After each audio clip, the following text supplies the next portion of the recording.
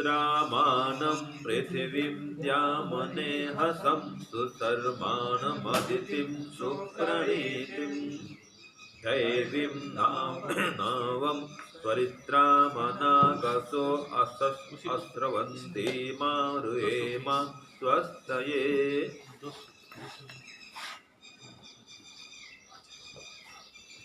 तो देखिए क्या कहा इसमें, सूत्रामानम पृथ्वीं द्यामने हसम। हाँ जी, सूत्रामानम, ठीक है, इसका अर्थ क्या है, ठीक ठीक प्रकार से रक्षा करने वाली, पृथ्वीं विस्तृत आश्रय प्रदान करने वाली। देखो यहाँ पर चर्चा हो रही है दिव्य नाव की, तो हम परमात्मा से यही प्रार्थना करते हैं कि हे परमात्मा हमें दिव्य नाव पर सवार कर दीजिए, ठीक है जी, और भव सागर से पार कर दीजिए। तो बस इसी के लिए अब हम प्रवचन भी कर रहे हैं, पठन पाठन भी कर रहे हैं, हे परमात्मा हम भव सागर से पार हो जाएं, दुख सागर से तर जाएं और आपके परम आनंद में मग्न हो जाएं। इसी लक्ष्य को पाने के लिए ही हम ये पठन पाठन कर रहे हैं और इस कर्म को आपको अर्पित करते हैं, इसके कर्म फल को भी समर्पित करते हैं और कोई अन्य प्रयोजन नहीं है। इस भाव से हम सब काम करें, यही है दिव्य नाव पर चढ़ जाना, ठीक है। तो यहाँ पर दिव्य नाव का दो अर्थ है, एक तो भक्ति रूपी नाव, ईश्वर की भक्ति कर रहे हैं तो दिव्य नाव पर सवार है। दूसरा प्राकृतिक नियमों का पालन कर रहे हैं, ठीक है जी, खान पान रहन सहन सभी आजकल बोलते उसको ऑर्गेनिक चला, आजकल सब कुछ ऑर्गेनिक भोजन, ऑर्गेनिक वस्त्र भी है, सूती का वस्त्र पहनेंगे, भोजन प्राकृतिक करेंगे, प्रकृति के नियमों का पालन करते हुए सोएंगे उठेंगे, रात को जल्दी सोएंगे सुबह जल्दी उठेंगे, आहार निद्रा ब्रह्मचर्य का समुचित पालन करेंगे, ये दिव्य नाव पर सवार होना। तो प्राकृतिक नियमों का पालन करेंगे, प्राकृतिक जीवन अपनाएंगे और भक्तिमय जीवन बनाएंगे। ये दोनों ही अगर कर रहे हैं तो दिव्य नाव पर सवार है। तो यह जो दिव्य नाव है ये किस प्रकार का, देखो तो कहा सूत्रामानम, जो ठीक ठीक प्रकार से रक्षा करने वाली और पृथ्वी विस्तृत आश्रय प्रदान करने वाली। देखो पृथ्वी का अर्थ ये होता है, पृथ्वी विस्तार से पृथ्वी बना, जो अत्यंत विस्तीर्ण है, और यहाँ पर कहा विस्तृत आश्रय देने वाली है, ठीक है जी, और द्याम ज्ञान प्रकाश वाली है, ठीक है, ज्ञान से प्रकाश से हम अपने को युक्त करें, और अनेहसम जो कभी हानि न पहुंचने वाली। तो काम भी ऐसे करें कि हमारी हानि न हो, तो हम जो दिव्य नाव पर सवार हैं। फिर सुशर्मानम, जो उत्तम प्रकार के सुख को देने वाली है, ठीक है जी, और आगे कहा इसमें सुप्रणीतिम, श्रेष्ठ मार्ग से लेकर चलने वाली है, इसको हम बोलते हैं श्रेय मार्ग, देवयान का मार्ग, उत्तरायण का मार्ग, योग मार्ग, ठीक है, शुक्ल मार्ग, महामानव बनने का मार्ग, मोक्ष का मार्ग। तो इस मार्ग में जो लेकर चलने वाली, और कैसी है वो नाव, स्वरित्राम, उत्तम प्रकार के पतवारों से युक्त है, उत्तम पतवारों वाली है। पतवार माने जिससे नदी को पार करते हैं, नाव में सवार होते हैं और दोनों ओर दो पतवार होता है, एक भी होता है दो भी होता है, उसको बोलते हैं चप्पू, चप्पू, चप्पू कहते हैं, पतवार कहते हैं, जिसको केवट लोग पकड़ के खेलते हैं ना जी, ठीक है ना, नाव पार, नाव से युक्त होकर के सवारियों को नदी पार कराते हैं। वो पतवार, पतवार माने पार करने वाला। और अश्रवंतिम, अश्रवंतिम माने जो कभी नहीं चूती है, न चूने वाली, माने छिद्र से रहित है वो। आज को बोलते लीकेज नहीं है, इसमें कोई लीकेज नहीं होता है। ठीक है जी। तो अच्छिद्रा, छिद्र से रहित। और अदितिम माने यहाँ पर कहा है अखंडित, जो टूटी फूटी नहीं है, खंड खंड से युक्त नहीं है। ठीक है, परिपूर्ण है अपने आप में। ऐसे प्रकृति रूपी या प्राकृतिक नियमों के रूपी दैवीम नामम दिव्य नाव पर हम सवार हो जाएं। और हेम मने चढ़ जाएं, सवार हो जाएं। और कैसे, तो कहा अनागसः, निष्पाप होते हुए। हाँ, ये पाप से पीछा छुड़ाएं। अगर पाप में लिप्त हैं वो दिव्य नाव पर सवार नहीं हो सकते। दिव्य नाव पर सवारी कौन करता है? जो पाप रहित व्यक्ति। भव सागर पार कौन कर सकता है? जो पाप रहित हो गया है। याद रखिए, मन से भी अगर कोई पाप कर रहे हैं, मानसिक पाप भी कर रहे हैं, तब भी बंधन में ही रहेंगे। प्रथम शर्त यह है, अगर मोक्ष पाना हो, ईश्वर को पाना हो, तो पहले अपने को निष्पाप करो। मन में अगर छल कपट भरा हुआ है, ठीक है जी, बोलते कुछ और हैं, सोचते कुछ और हैं। ये कुछ लोग होते हैं शातिर दिमाग के, आजकल बोलते मास्टर माइंड बोलते हैं उनको, योजना बनाते हैं, बहुत खतरनाक योजना बनाते हैं। और कुछ लोग होते हैं सामाजिक कार्यकर्ता भी, लेकिन वो भी चाल पूर्वक सामाजिक सेवा करते हैं। सेवा तो करते हैं, तो वो भी चाल से, कुटिलता पूर्वक। नाम भी होना चाहिए, यश भी होना चाहिए, प्रतिष्ठा फैलनी चाहिए।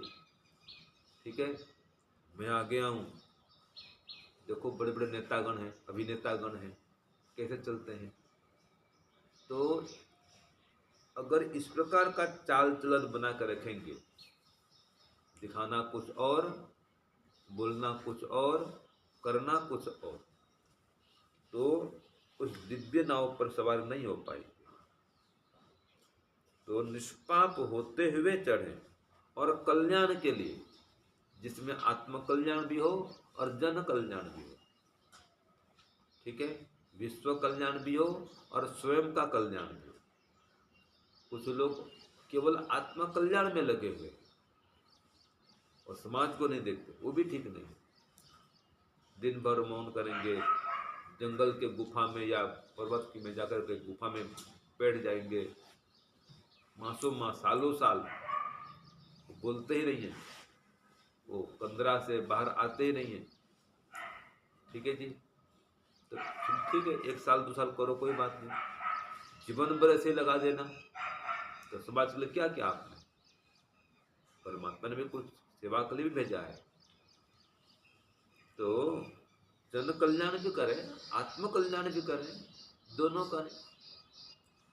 तो इस प्रकार से कल्याण के लिए हम उस पर चढ़ें कि हम आत्म कल्याण भी कर सकें और समाज कल्याण भी कर सकें। तो निष्पाप होते हुए हम सब काम करें। अगर पाप से लिप्त नहीं है तो समझो हम उस दिव्य नाव पर सवार हैं। वो भक्ति रूपी नाव उसको कह सकते हैं, और प्राकृतिक नियमों का पालन करते हुए, ठीक है जी, जीवन चला रहे हैं, तो भी हम उसी नाव पर सवार हैं। प्राकृतिक नियम वही तो है कि सुबह जल्दी उठो, उठ करके आसन व्यायाम करो, प्राणायाम करो, ईश्वर का ध्यान करो, यज्ञ करो, हवन करो, दान पुण्य भी करो, माता पिता बड़ों की सेवा करो, सबके साथ मित्रता पूर्वक व्यवहार करो। लेकिन जो दुष्ट हैं उनसे दूर रहो, उनकी उपेक्षा करो। जो सज्जन है, संत महात्मा हैं, उनको देखकर प्रसन्न हो, उनका सम्मान करो, सत्कार करो। और जो दीन दुखी हैं जी, उन पर दया करो। ठीक है, ये प्राकृतिक व्यवहार है, इससे मन प्रसन्न होता है। आप दिव्य नाव पर सवार होंगे तो जो दुर्गुण है, दुर्व्यसन है, उनको छोड़ो। प्रकृति भी यही कहती है। शराब पिएंगे जी, मांस मछली खाएंगे, तो क्या ऐसे दिव्य नाव पर सवार हो पाएंगे? नहीं हो पाएंगे। शराब पीना, मांस मछली खाना न आत्म कल्याण के लिए है, न समाज कल्याण के लिए है, दोनों के लिए घातक है। यहाँ तो मंत्र कहता है भी कल्याण के लिए काम करो। अगर कल्याण के कार्य में युक्त हैं तो उस नाव पर सवार है, वो भी निष्पाप होते हुए। अनागसह कहा, तो पाप रहित होते हुए हम उस नाव पर बैठे रह सकते हैं। पाप किए तो नाव से नीचे उतर जाएंगे। तो वो नाव किस प्रकार की है? तो कहा सम्यक रूपेण रक्षा करने में समर्थ है। वो नाव डूबती नहीं है, कितनी लहरें आए, तूफान, समुद्री तूफान आ जाए तो भी वो नौका डूबेगी नहीं, ऐसी नौका है वो। और विस्तृत आश्रय प्रदान करने वाली, सबको समाहित कर लेगी, आपको भी, आपके परिवारजन को भी, आपके आसपास पड़ोस को भी, समाज वालों को भी, गांव वालों को भी, नगर वालों को भी, यहाँ तक कि समस्त विश्व को समाहित कर लेगी अपने में। ऐसी नाव है वो, ऐसी नौका है। जिससे आपने सुना होगा पुष्पक विमान, उसमें एक आदमी बैठ जाए और 100 भी बैठ जाए, फोल्डिंग वाला। ठीक है जी, ये नाव भी ऐसी है, आपको अकेले कोई पार कर सकती है और सभी उस पर चढ़ जाओगे तो सबको पार कर देगी, ऐसी नौका है। लेकिन इसके लिए शर्त क्या है कि वो पाप से रहित हो जाओ, दुर्गुणों से रहित हो जाओ। इसीलिए एक मंत्र और आया है, उसमें भी हमने पढ़ा था। क्या पढ़ा था? अस्मनवती दीयते समरभद्वम। ठीक है ना? और क्या था? उत्तिष्ठत प्रतरता सखाय। उठो, सखा भाव से इस संसार से, भव सागर से पार हो जाओ। और इसके लिए क्या कहा उसमें? ये असन अशिवा, जो अशिव हैं, यहाँ पर भी वो बात है, जो अकल्याणकारी कार्य हैं उनका त्याग करो, जो दुर्गुण दुर्व्यसन है उनका त्याग करो, और शिवान, जो कल्याणकारी गुण है उनको धारण करो, जिससे कल्याण होगा वो काम करो। तो इस प्रकार से आप उत्तरेम अभिवादन, बल और शक्ति से युक्त होकर के, ज्ञान से युक्त होकर के आप इस भवसागर से पार हो जाओगे, नदी को पार कर जाओ। उत्तरेम, नदी को उस पार पहुंच जाओगे। लेकिन नदी कैसी है? आसमानवती है, पत्थरों वाली नदी है। जिस भवसागर को हमें पार करना है वो नदी कैसी है? पत्थरों वाली, फिसलन वाली, चिकने चिकने पत्थर उसमें बह रहे हैं, अथवा नीचे पड़े हुए हैं, बर्फ के टुकड़े बह रहे हैं, तेज बहाव वाली है, ऐसी नदी बह रही है। तो इस प्रकार की नदी को पार करना हो तो भाई नाव पर सवार हो जाओगे, अकेले पार नहीं कर सकते। नाव पर सवार हो जाओ, वो भक्ति रूपी नाव है। और प्राकृतिक नियमों का पालन करते हुए जीवन बनाओ तो उस नाव पर सवार रहेंगे। जहाँ अति योग हुआ, अति योग, समयोग नहीं हुआ, तो नाव से उतर जाओगे। लेट में सोना, लेट में उठना, अत्यधिक भोजन करना, अनाप शनाप भोजन करना, तामसिक भोजन करना, ये सब क्या है? उस नाव से उतारने वाली ये क्रिया। ऐसा करेंगे तो नाव पर चढ़ नहीं पाएंगे। तो प्राकृतिक नियमों का पालन करते हैं, ईश्वर के नियमों का पालन करते हैं, आप जीवन चलाएंगे तो उस नाव पर सवार रहेंगे।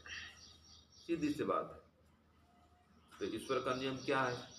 भाई सात्विक जीवन जियो, सात्विक भोजन करो, सात्विक जीवन जियो, सदाचारी बनो, धर्मात्मा बनो, सत्य बोलो, सत्याचरण करो, झूठाचरण मत करो, कठोर मत बोलो, निंदा चुगली मत करो, चोरी मत करो, हिंसा मत करो, व्यभिचार मत करो, अत्याचार, दुराचार, भ्रष्टाचार मत करो, पापाचार मत करो।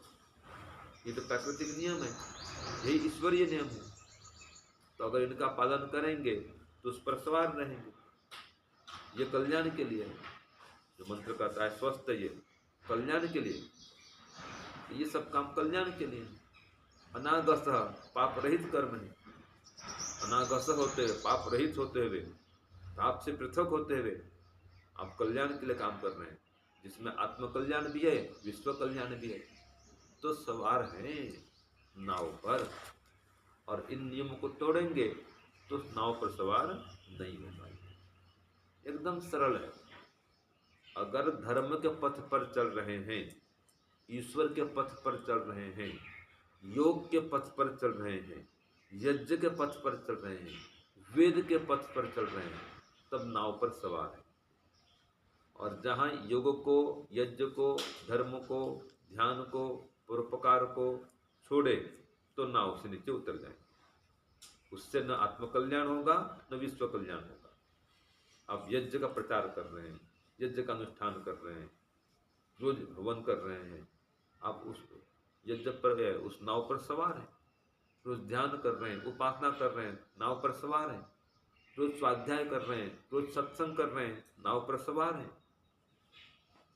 माता पिता गुरुजनों की सेवा कर रहे हैं, संतों की सेवा कर रहे हैं, नाव पर सवार हैं।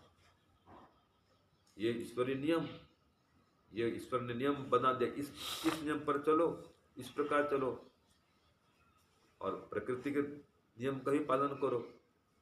मैं बार बार कह रहा हूँ, सुबह जल्दी उठना, सुबह जल्दी सोना, आसन, व्यायाम, प्राणायाम, ध्यान करना, ये परमात्मा द्वारा बनाए गए नियम है। ठीक है जी। गौहत्या नहीं करना, मांसाहार बंद करना, ये प्राकृतिक नियम का पालन करो। आजकल तो गौहत्या भी चालू है, मांसाहार भी चालू है, मदिरा पान भी चालू है, शराब पीना ये भी चालू है। ये सब प्राकृतिक नियम का उल्लंघन हो रहा है। इसलिए पर्यावरण भी दूषित है। देखो, यज्ञ नहीं कर रहे हैं, घर घर हवन होना चाहिए, वो नहीं हो रहा है। तो प्राकृतिक नियम का पालन नहीं कर रहे हैं तो दुखी हो रहे हैं, दुख पा रहे हैं, रोग बढ़ रहा है, नए नए रोग आ रहे हैं, औसत आयु कम हो गई, एवरेज आयु कम। तो नाव पर सवार नहीं हो पा रहे। जिस नाव पर हमको आरूढ़ होना चाहिए उस पर आरूढ़ नहीं हो पा रहे। तो प्रकृति के नियम का पालन करें, परमात्मा के नियम का पालन करें, और उस नाव पर सवार होकर के भव सागर से आसानी से पार हो जाए। ये मंत्र का सार है। ओम शांति। सत को सागर।